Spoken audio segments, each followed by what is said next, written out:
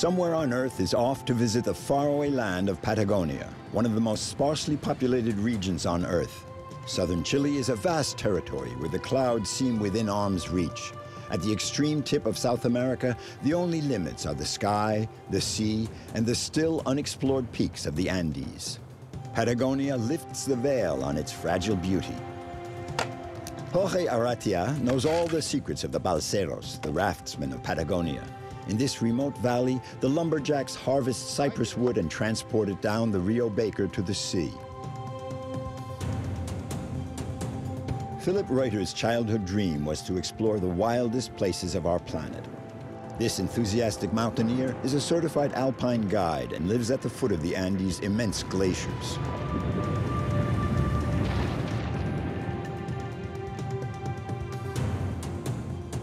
Carlos Barria is one of the southernmost men on Earth.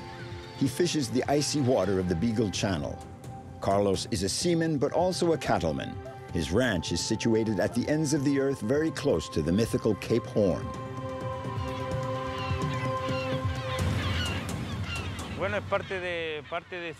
Nature is part of my life. When I fish, I'm communing with nature. It's my livelihood. The sea and the land, I make my living from both. I live thanks to nature.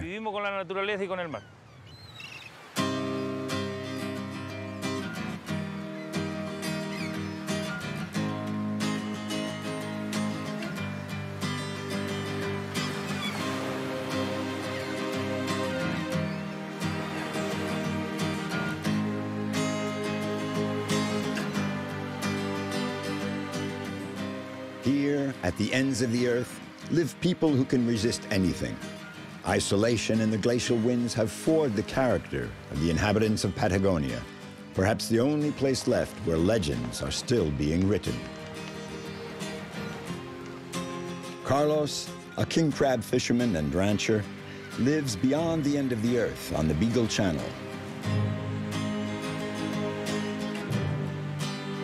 The mountains and the sea are a never-ending test of courage for him. Carlos possesses the integrity of seafarers and the force of landsmen.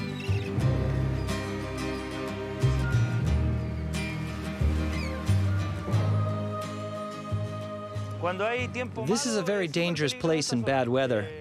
When the weather's like today, we don't go out fishing for centolla, the king crab. The sea's too rough for our boats. It gets very tricky. I know this region like the back of my hand. I've been working here for more than 30 years. On the Beagle Channel, and further south as well.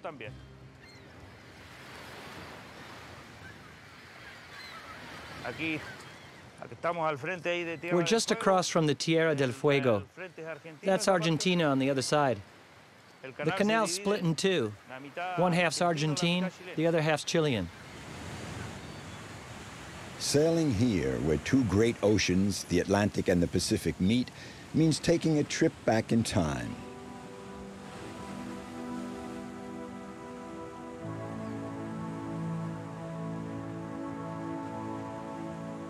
The Beagle Channel, a passage gouged out of the cliff faces at the tail end of the Andes, is the last strait in southern Tierra del Fuego. The waterway, discovered in 1825, gets its name from the British brig, the Beagle. Its captain, Robert Fitzroy, had undertaken several expeditions to Patagonia. On one, he took aboard a young naturalist who would become one of the most famous scientists of his time, Charles Darwin.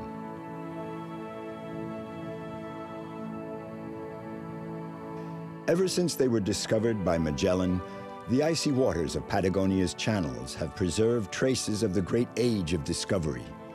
These shores are a huge maritime cemetery.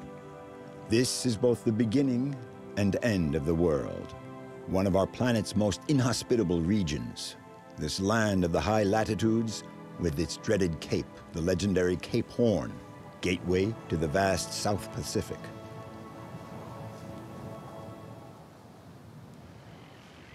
At Puerto Williams on the island of Navarino, the fishermen are getting ready for the centolla, or king crab season, their main source of income. On board Carlos's boat, Rodrimar, things are going wrong. The reversing gear is broken. The only way to get it fixed is to take out the engine and ship it to Punta Arenas, where they'll be able to replace the part. I've got to hurry and get this engine onto the ferry boat.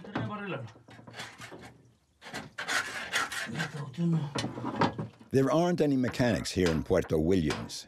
The nearest one is in Punta Arenas, the main port of Patagonia, 2 days away by boat. The crab season starts in a week, and I've got a motor that breaks down. This is really rotten luck. What Carlos does not mention is that not only could he very well miss out on the crab season, but he could also lose his crew. Many men in Puerto Williams earn their living from crab fishing, and for them it's out of the question to lose work on account of a faulty engine. Carlos knows this. Not only is his fishing season imperiled, but he'll have to find a boat to take him to Douglas, where he has his ranch and a herd of cattle. Douglas is 7 hours away by boat. Life on the edge of the earth has its constraints. One needs to accept them.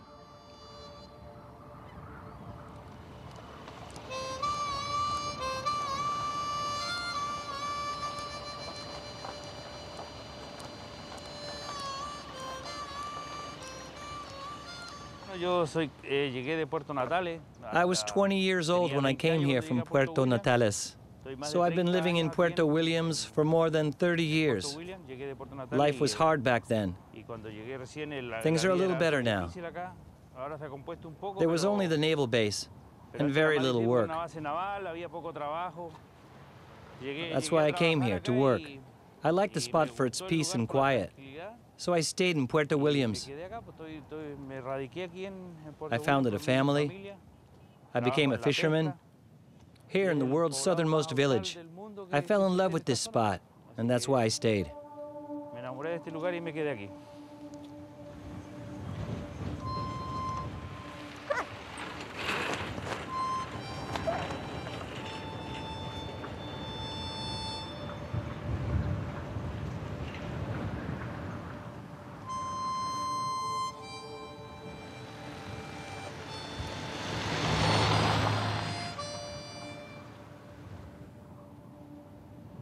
Puerto Williams, on the shores of the Beagle Channel, is Chile's southernmost community. The village, located across from Argentina's Tierra del Fuego, is a former naval base. Now, the town has a population of just over 2,000, half of which are military personnel.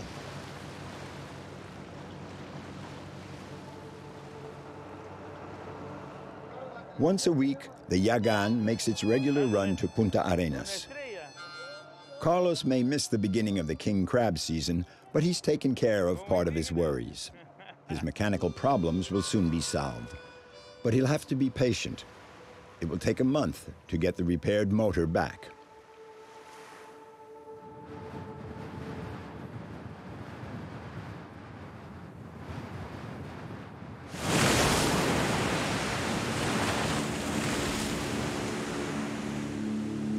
The southern storms swirl around the Antarctic.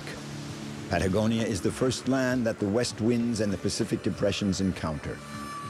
Sailors call this part of the globe the roaring 40s and the furious 50s. Sailing conditions are some of the most extreme that navigators could ever encounter. Carlos is heading for Douglas, where he has his ranch way off the beaten track.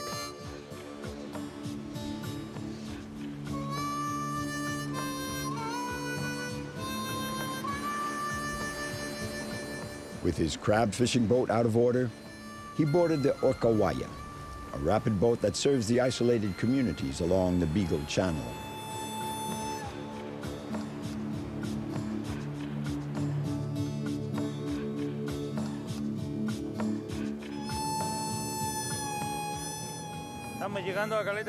We're coming into Douglas Bay. I'm worried because I haven't been to check on the fellow that's working there for more than 20 days. He's all alone, and I haven't had any news from him. I'm worried about his health. I have no idea if he needs anything. You never know. Uno nunca sabe.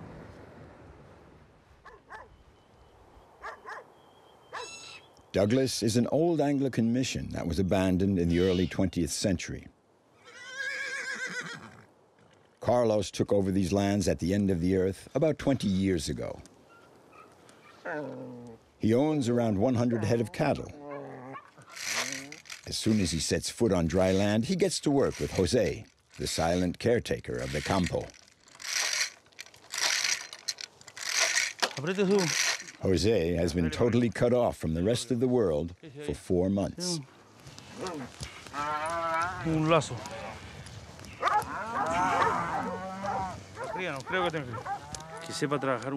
You have to have someone who knows how to work, and even more important, who can stand the isolation. You have to like being alone because out here your only friends are the radio and the dogs. There's no other company.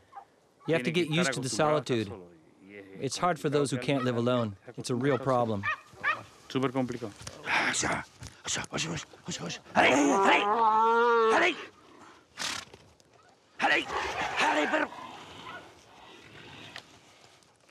Suéltalo más. Here in the far south, Douglas is the only place between Williams and Cape Horn where you can buy meat. Most of the animals we slaughter, we sell to the fishermen. They come through here for the crab season, starting in February. The boats that sail down south all pass through here, and they buy their meat from me.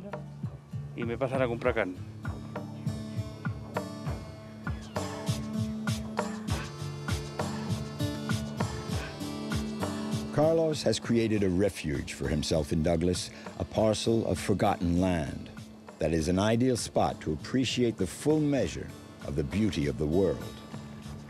Carlos has left his worries behind him for the moment. There will always be time to get back out to sea. Meanwhile, he can still do some fishing here without a motor. Even though I had a problem with the motor and had to send it to Punta Arenas, I can still work and fish for crabs now that I'm here in Douglas. Ya no estamos parados, pues igual podemos hacer algo.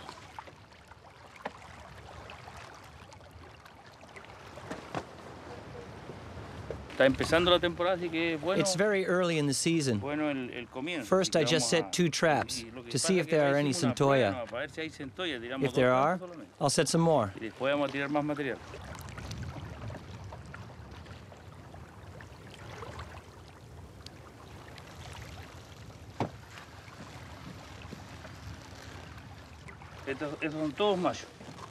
These are all males.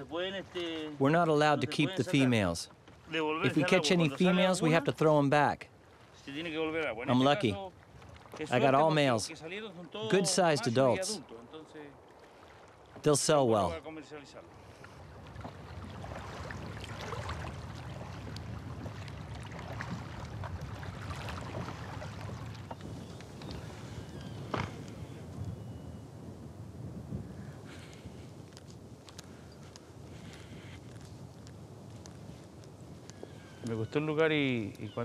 I really love this spot.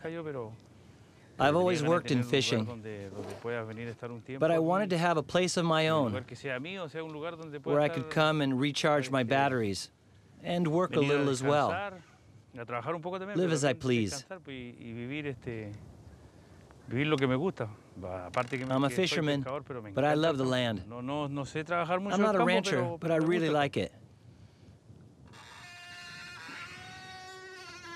I'm still learning about ranch work, in fact. I'm still more of a fisherman than a cattleman.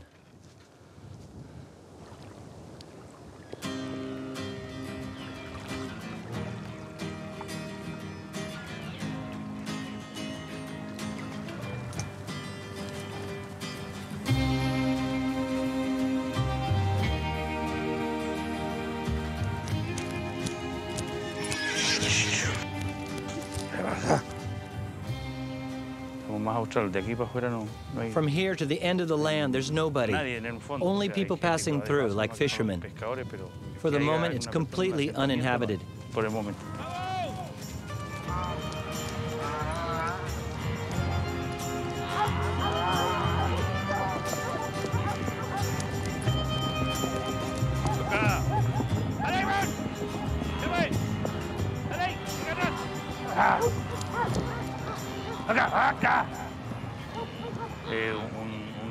This place means a lot to me.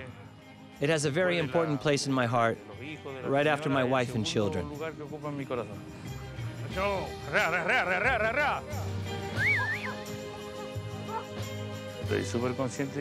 I realize that on the island of Navarino here, I'm living in the southernmost spot on Earth.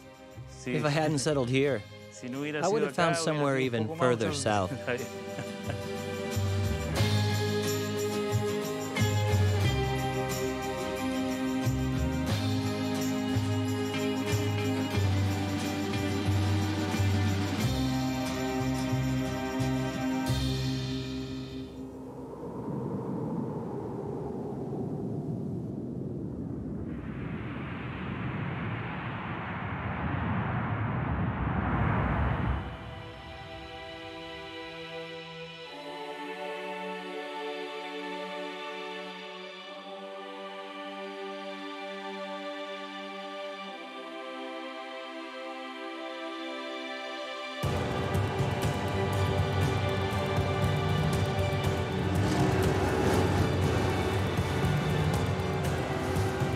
Philippe, an alpine guide eager for adventure, has a keen instinct for the extreme.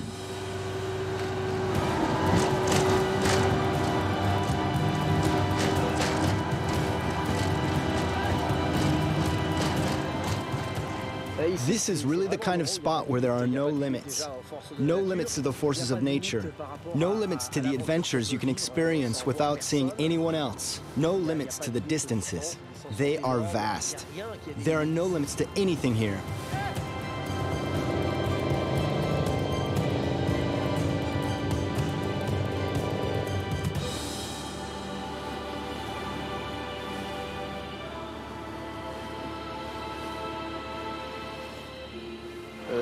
This is practically unexplored territory, with thousands of places where man has never set foot.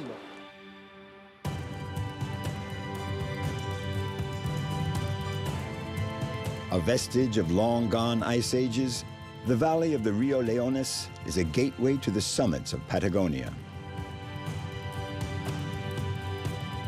For almost 20 years now, Philippe has been opening trails for the climbing expeditions that he organizes. The Rio Leones is one of his itineraries, not the easiest, but it leads to the glaciers without passing by the sea and the Pacific Ocean. Now we have some work to do in the river. We're going to remove some stones that are a hazard when we go upstream by boat. There are two big stones that are a little tricky to get past when the river is low, so we're going to try to get them out. I hope the water won't be too high to work in today.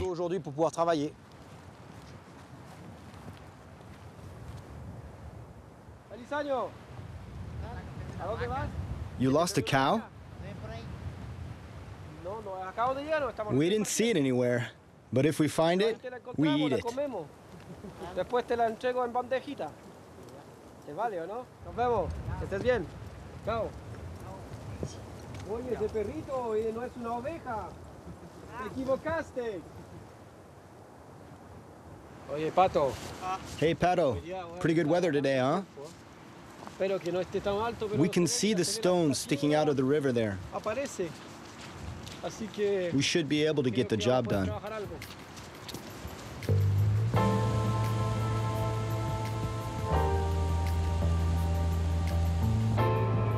Every summer, Philippe has to negotiate with nature for a rite of passage on the Rio Leones. With puny means and the folly of those who dream of moving mountains, Philippe takes on this unusual job.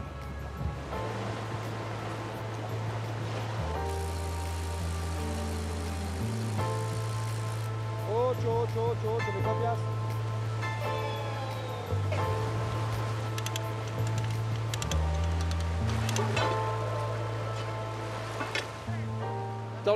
This is what I like about this work, creating, assembling, constructing. Today, I'm drudging this stone. I come so close to it every time I come by here. I think I'm going to wreck the boat and end up in the water. If we can get it out today, it'd be a great relief. One stone a day.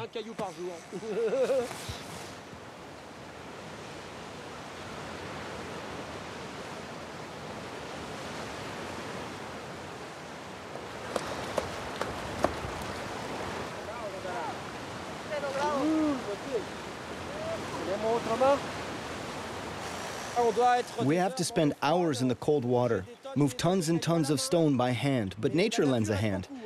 We take out the stone and she carries away the rest. That's how it goes.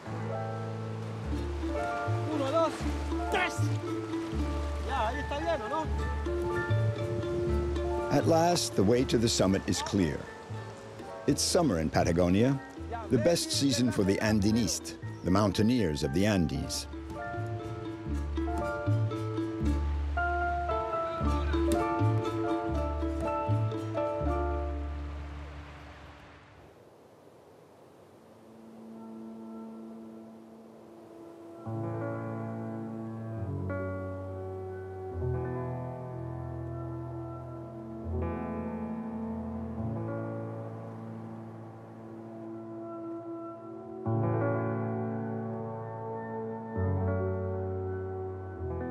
After a lifetime of pushing his limits, Philippe came to live on the shores of Lake Carrera General, in the heart of Patagonia.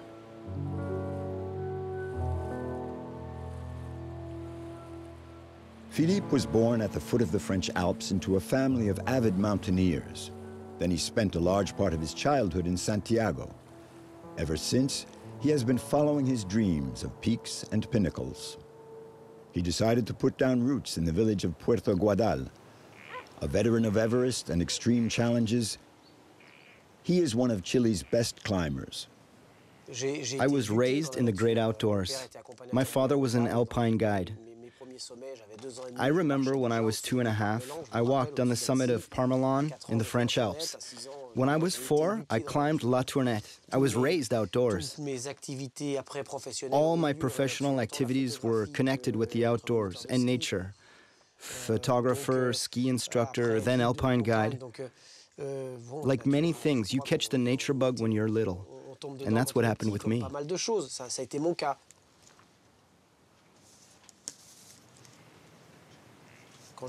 When I'm out in the wild, I don't think about anything apart from the stone or the tree I have to move or the cabin I have to build. It's a way of doing yoga. It's my own brand of yoga. It's life reduced to its simplest expressions: eating, sleeping, walking. That's all there is to it. It really does me a world of good.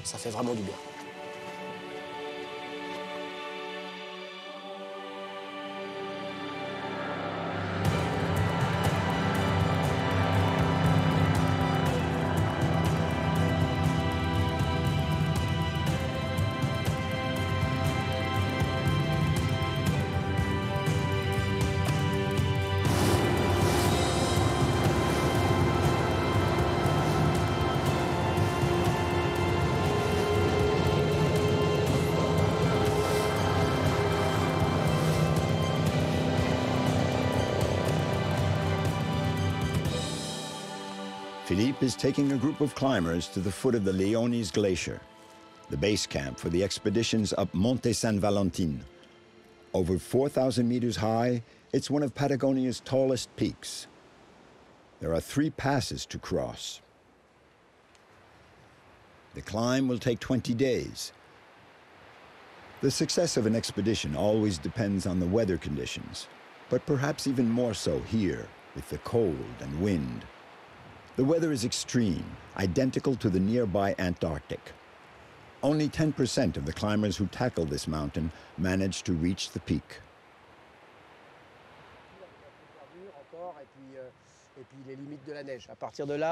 From here on, you'll be crossing glaciers, climbing rocks, clambering up a crest, and all your encampments will be on ice. The main problems are the distances and the climate. Know that you're in for a rough time. You're doomed to sleep in your tent during a storm that will last 1 or 2 days. So, if things go bad, you have to start rationing before it gets too late, so that the trip can leave your head full of breathtaking images. The rest is a human experience that you will live to the fullest. Mission accomplished for Philippe. His alpine guides will take charge of the mission from here on.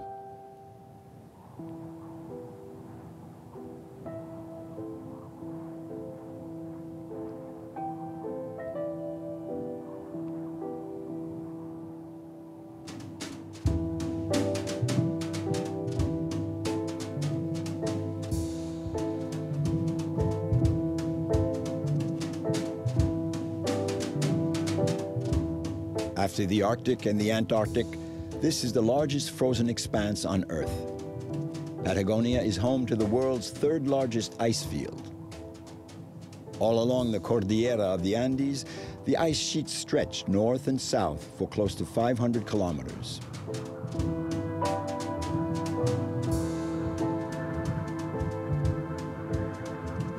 This is the realm of the Willowa, the cold, violent, and unpredictable wind that barrels down the mountain slopes at speeds up to 300 kilometers an hour.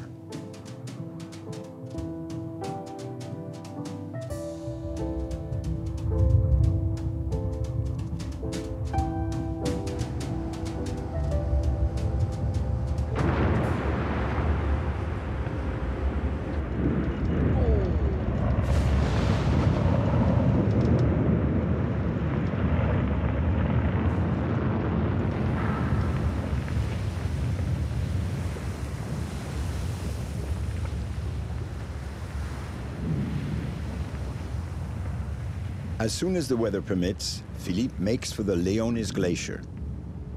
It's a fascinating monument, an imposing mass, and a fragile testimony to the upheavals of our planet.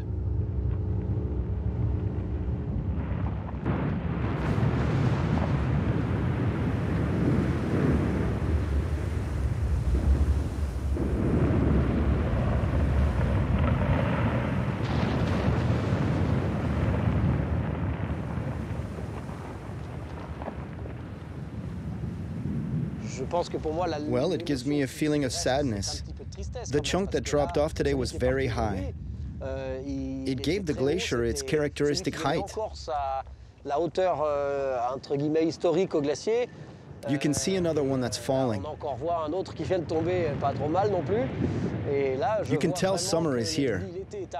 It's really so typical. I know from experience, and the saddest part of this whole thing is that there's no going back. We'll never recover that. That's very old ice. There's not much precipitation in the region anymore. So the glacier really took a body blow today. And that's sad.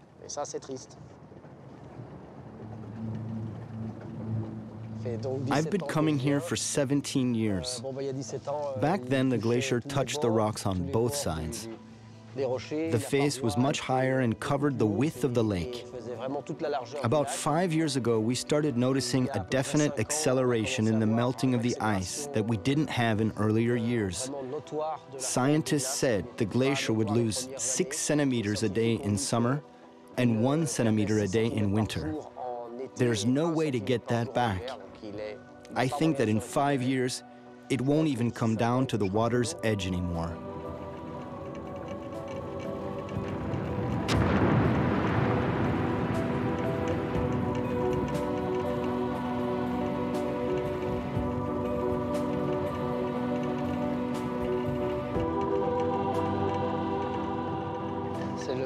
This is the pulse of the planet.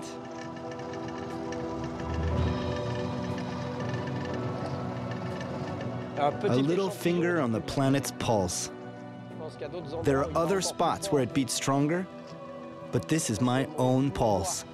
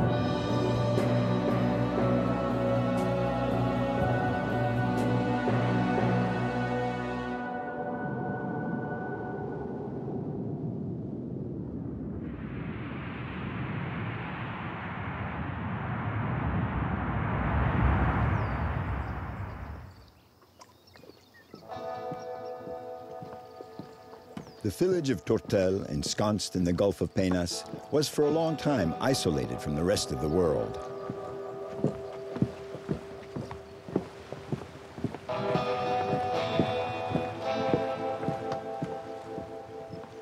It was not until the early 2000s that the arrival of Route 7, La Carretera Austral, broke the isolation of the inhabitants. Jorge was 14 when he came to Tortel. Like everyone else here, he became a lumberjack. Tortel saw the light of day thanks to cypress wood. The boardwalks are all made of wood, the local wood. Cypress wood has been Tortel's livelihood for years. Tortel was founded in the 1950s by the balseros, the raftsmen. They assembled thousands of rafts in order to transport logs to the sea. Jorge knows all the secrets of the balseros, and he wants to transmit his knowledge to his sons. They're going to make a descent of one of Patagonia's major rivers, a voyage through the heart of dark forests in the wake of the old raftsmen, the memory of the Rio Baker.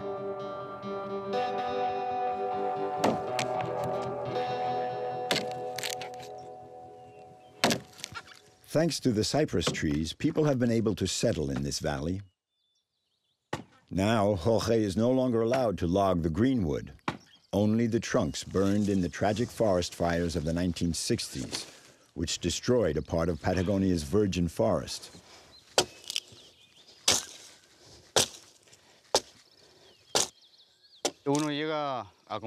I communicate with the trees. They also have a life of their own. In a certain way, we depend on them. They're a source of work for us. The trees give us everything we need. Cypress wood is very resistant to rain and humidity. You don't need to treat it for it to age well. It has a natural property. It is rot resistant. Unlike the other trees here. That's its #1 quality.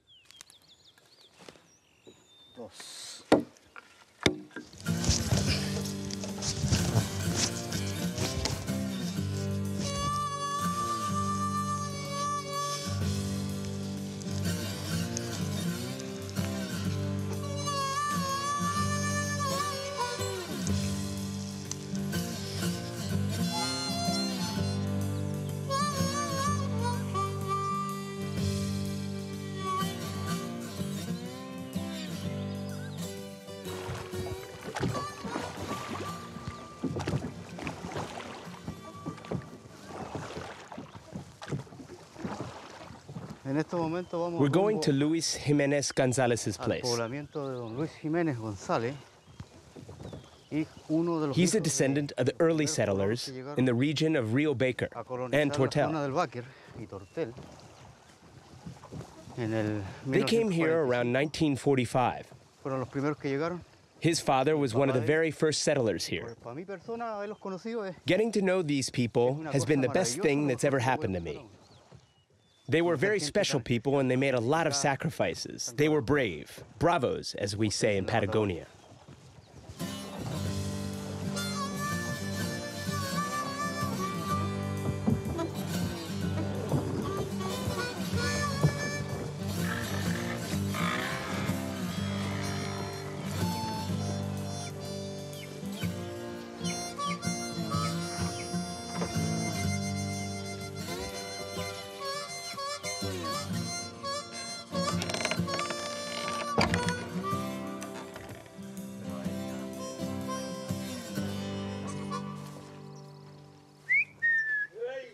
Hola. ¿Hay gente o no hay gente?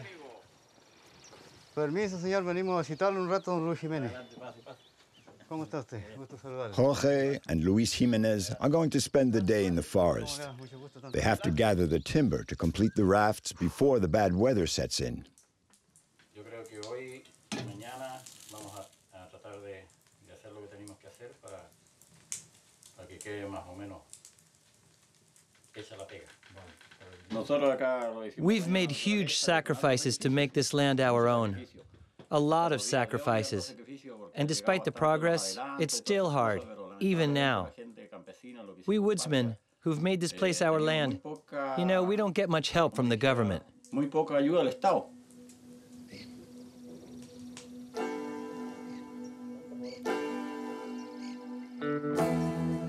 In the 1940s, a few pioneering families like Luis's settled in this valley here in southern Chile.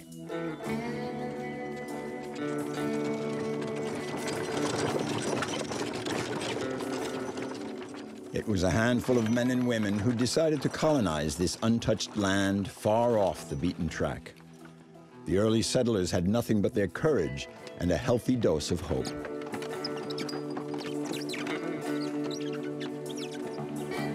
Now, some 60 years later, life hasn't changed much for the men and women of Patagonia here on the banks of the Rio Baker. In the forest, everyday life is still laced with adventure. Luis and Diego, Jorge's youngest sons, have long dreamed of the day they would finally raft down the Rio Baker. They grew up listening to tales of the balseros, those men of the forest who carved in wood the legendary history of this corner of the world.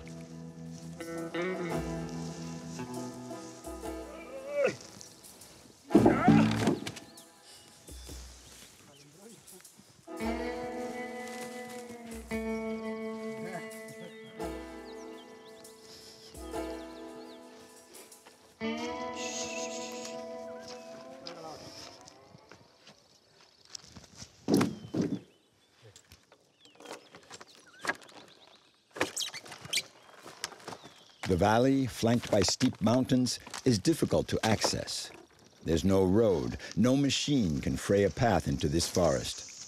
Oxen are still the best way to haul the cypress wood.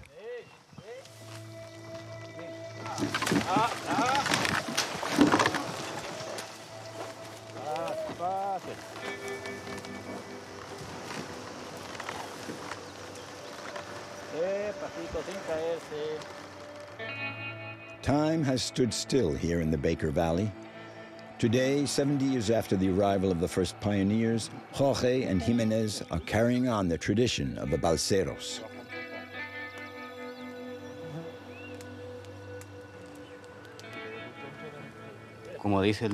The saying goes, in Patagonia, he who hurries loses time.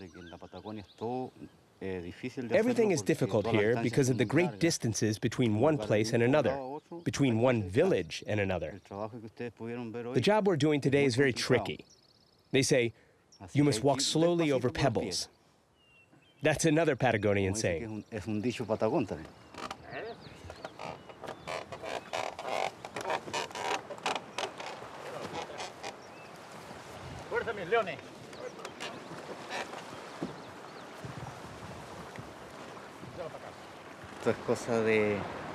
It's the school of life, the school of nature. Life teaches you so many things. It teaches you to improvise. Everything we learned here has been transmitted by the pioneers, the early settlers. We've learned it all from them. I certainly did.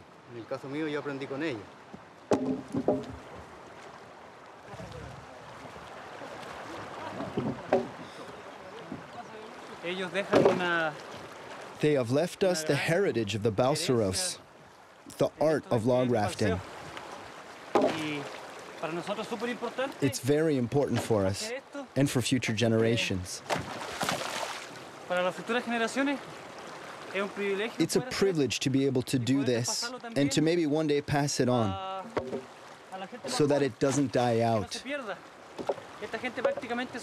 These people are like living treasures. I think it's the most valuable aspect of our culture.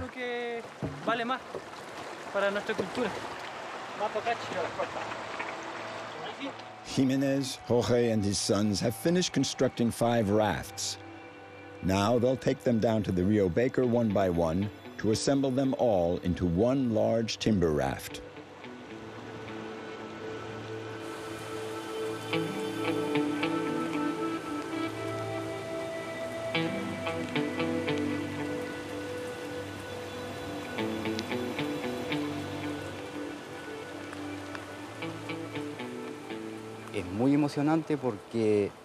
It's very moving for me to see them working like this, because I've been doing this for years, more than 20 years.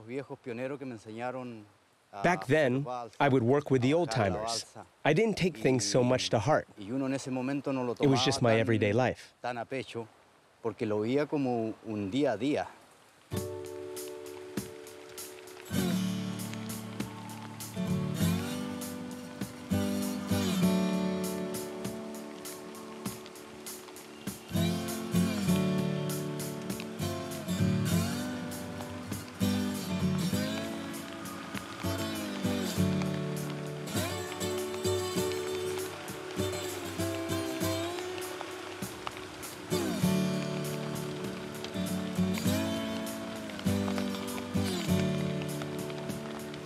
Now there are more than 400 cypress logs assembled into one huge timber raft.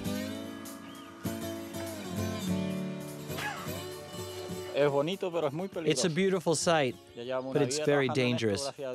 I've done this all my life, and I've never had a problem, thank God. It's not pleasant work, but it's God's will. This is how we make our living here.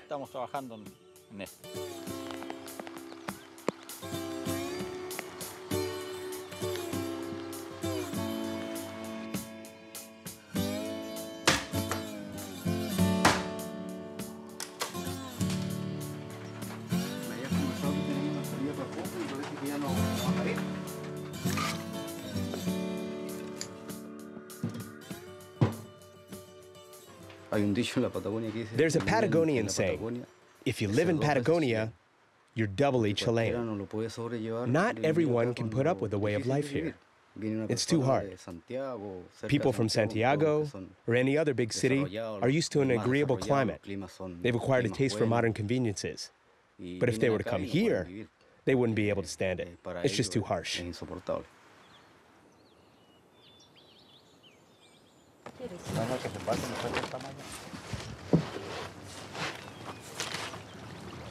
This morning, the weather is perfect to tackle the descent of the Rio Baker and reach the northern region of Patagonia's channels.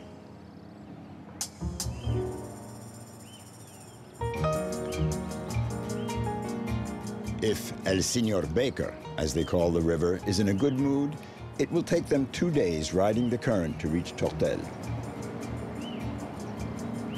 When the winter is harsh and the summer mild, the water level can rise quite suddenly. Upstream, the glacier melt and the tributaries carry tons of alluvium. Trees torn from the banks form dams that will suddenly give way in flood periods. The river dwellers know that these natural phenomena can submerge the valley in a few hours.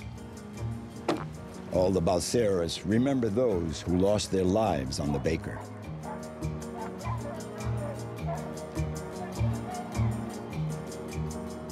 The balseros are at the mercy of the river and its whirlpools.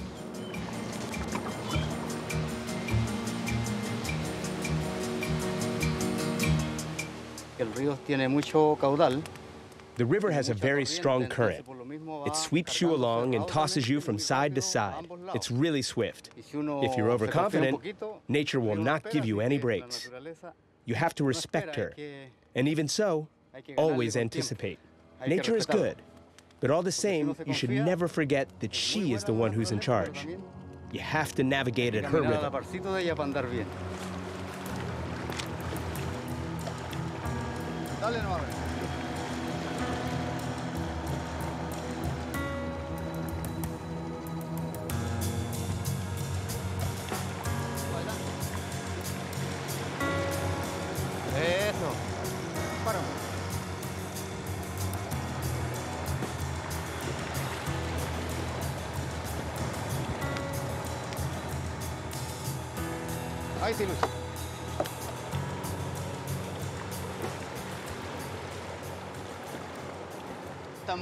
The rapids are difficult.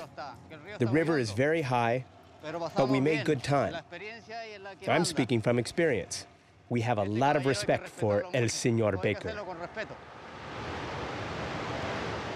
Jorge is quite proud of his sons, and they're not about to forget their first descent of the Baker. Sharing a mate on the river, out in the wild.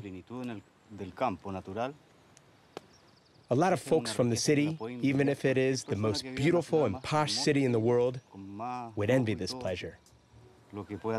Here, we're breathing good, pure air. We're together as a family. This is one of life's greatest riches. Quisiera escuchar el rumor de las olas, volver a sentir las palabras blancas acariciando mi rostro. En el atardecer quisiera escuchar la última canción de los caracoles escondidos en las rocas, melodía nacarada. ¿Dónde está el rey del castillo de arena? Amor de mi vida, tengo la sangre fría. The men and women of Patagonia possess a good number of qualities. They are able to overcome difficult situations, to live in isolated areas, wild, untamed regions where the smallest job requires a great effort. All that is a vast treasure.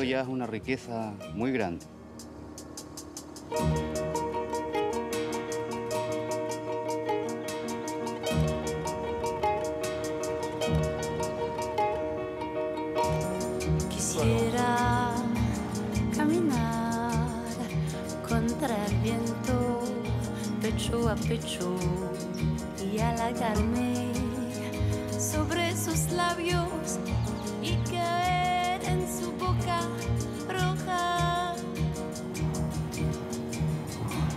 En la luz matinal de sus ojos azul dorado resplandeciente.